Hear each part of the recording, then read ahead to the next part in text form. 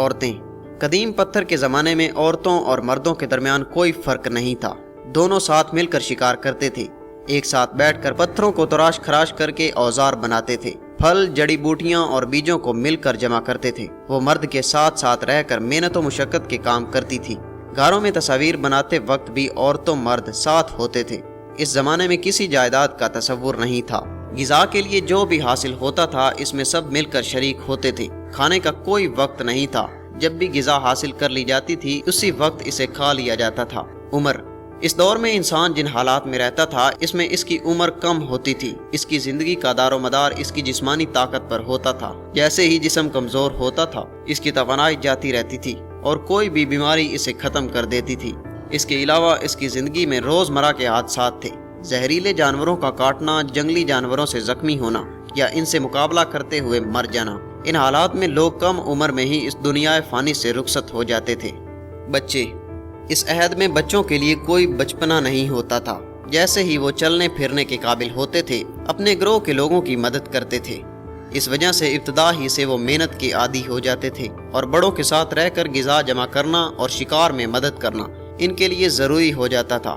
یہ زمانہ سختیوں کا تھا، اس لیے وہ اس میں زندہ نہیں رہ سکتے تھے۔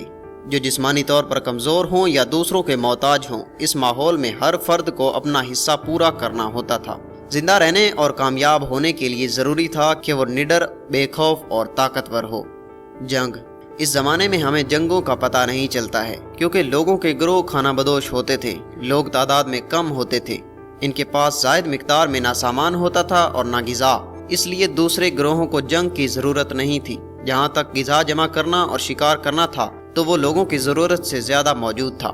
جنگلوں میں درخت تھے جہاں سے پھل، جڑی بوٹیاں اور بیج آسانی سے مل جاتے تھے، اسی طرح سے شکار کی بھی کمی نہیں تھی، لہذا لوگوں کے گروہوں کو آپس میں جنگ کرنے کی ضرورت نہیں تھی، کیونکہ جنگ اس وقت ہوتی ہے کہ جب حملہ کرنے والے گروہ کے پاس زیادہ دولت ہو، زائد اشیاء ہوں اور زرخیز زمین ہو۔